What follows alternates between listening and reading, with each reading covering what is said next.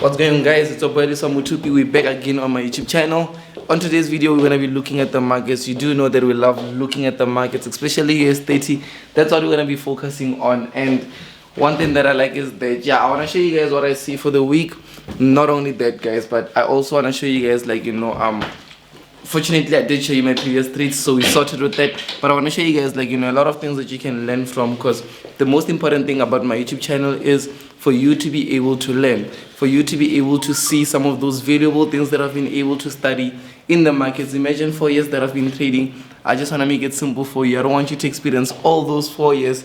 I want you to just watch one of my videos and feel like, wow, I've made it, I've got the information that I need. So what's gonna happen now is that we're gonna head over to the charts. You can see here there's a lot of charts and stuff, we are actually gonna head over to the charts, and then we are gonna get straight to it without wasting any more time. Okay, so guys, you can see now we are right here on my beautiful trading view, and I remember that I did show you guys what happened with the previous week, the setups that we got. If you guys did see my previous video, US30 pays my bill, you'll be able to see that we were able to catch more buy opportunities after that video. So it's super insane, guys. I need you guys to stay focused on this specific setup that I'm going to be sharing with you guys now.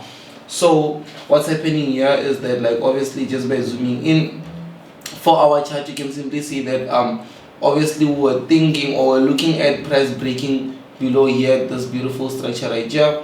It broke below here, went all the way down, so we're looking at price coming all the way down to the 90% rule there. So that's what we're looking at, but price went all the way down here, which is close to the 60%, somewhere around the 70% of our total take profit. Eventually we got our double bottom here, and then boom. So one thing that I like is that, as soon as price got here, we got our first high here, lower high, higher low, and then we got our next one here, which broke the previous lowest high. So this one here was starting to show us that it's going more to the upside, and then this one here couldn't break the previous low, but it actually did break the high. So we're literally breaking lower highs and breaking higher highs, but we're not breaking lows, which means that we are now in a beautiful upward movement whereby we can start capitalizing on buys. So now the 4 hour chart too, one thing that I like is that as soon as we had this beautiful trend line here, I can even adjust it to the most recent.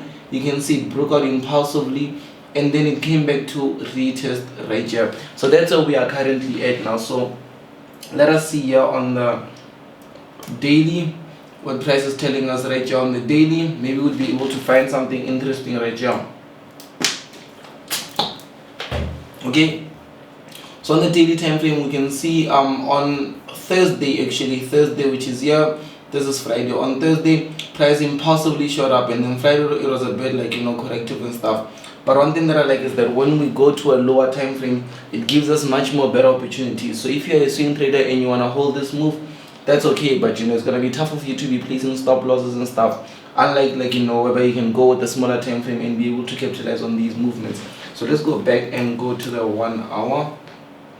So sorry about that. I just want to show you guys our targets. Why is it that I'm believing more in longs and stuff? Because the target is a bit more better. Obviously our first target is right here, our second target is here, and then hopefully price is going to be breaking and going for more highs and more highs and more highs. So I don't see market pushing downwards anytime soon. Going to the 60-minute, right here on the 60-minute, super fair. You can see the buys that we got a buy here, and I think we capitalized on another buy somewhere around here. So we're not speaking about the previous week. It's a new week, so we need to focus on this beautiful new week that we are now at, guys. And me being consistent with showing you guys the trades that I take, being transparent with the losses that I've experienced, being transparent with the wins that I actually do happen to make.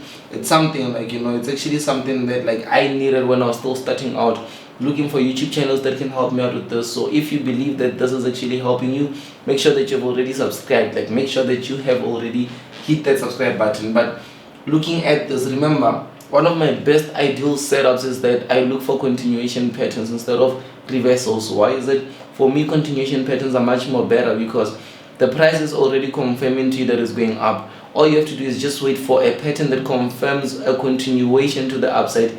Then you capitalize on a buy when it does go out, when it does go up, when it does break out. But if you're trying to look for a reversal, yes, they are profitable too, but it's a bit more tough because it can be going upwards. Let's say something similar to it. Let me just draw one here. Something can be moving up and then it's starting to move like this. on which you can be like, okay, yes, here's a third touch, I'm gonna sell here and then go down with it. But eventually when you sell, maybe it's not gonna go down like that. What can happen is that price can just still continue going up until whereby it decides to go down.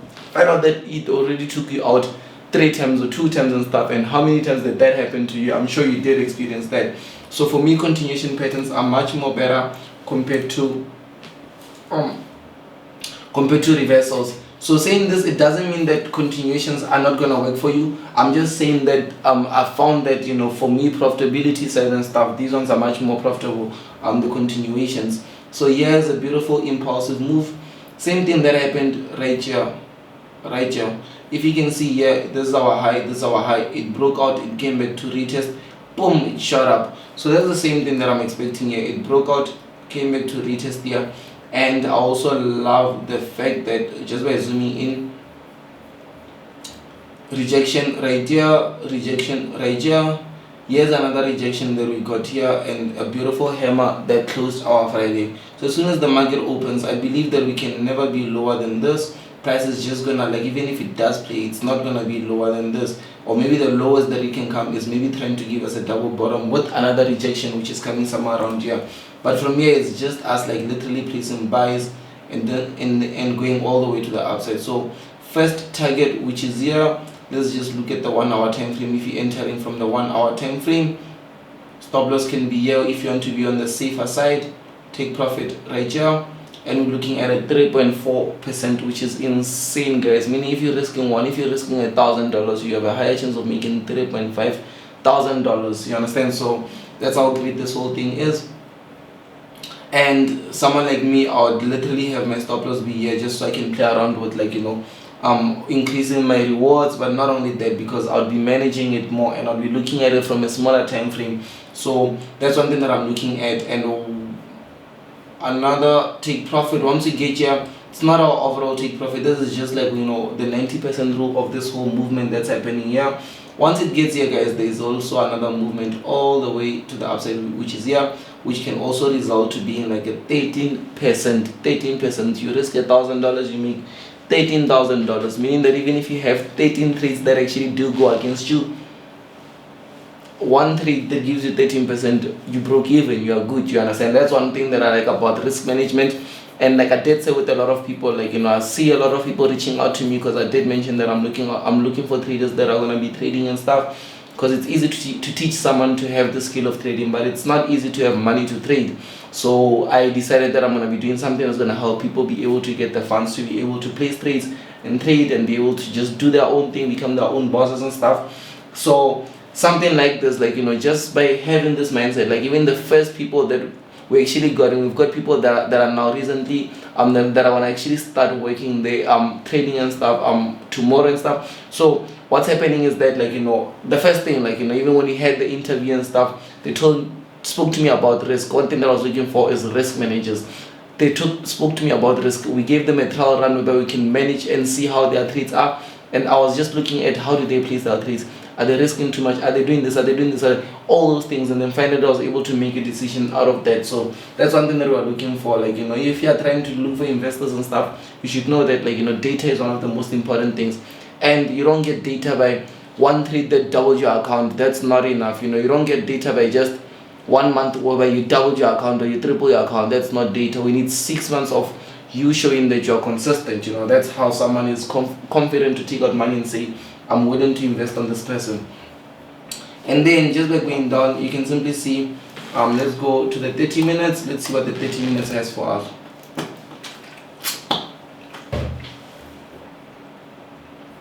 So right here on the 30 minutes, price impulsed up, came back down, couldn't break the low. Here's another candlestick. So with this one here, super simple. I'm seeing price break above here, and once we do happen to break above here, we gone. Let me see on the 15 minute if it does say the same thing.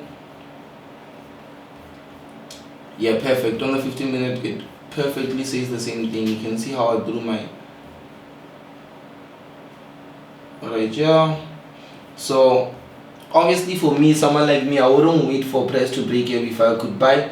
that's a reduced risk entry. Remember, like guys, in the 3.0 we teach about the two differences of entry. There's a risk entry, there's a reduced risk entry.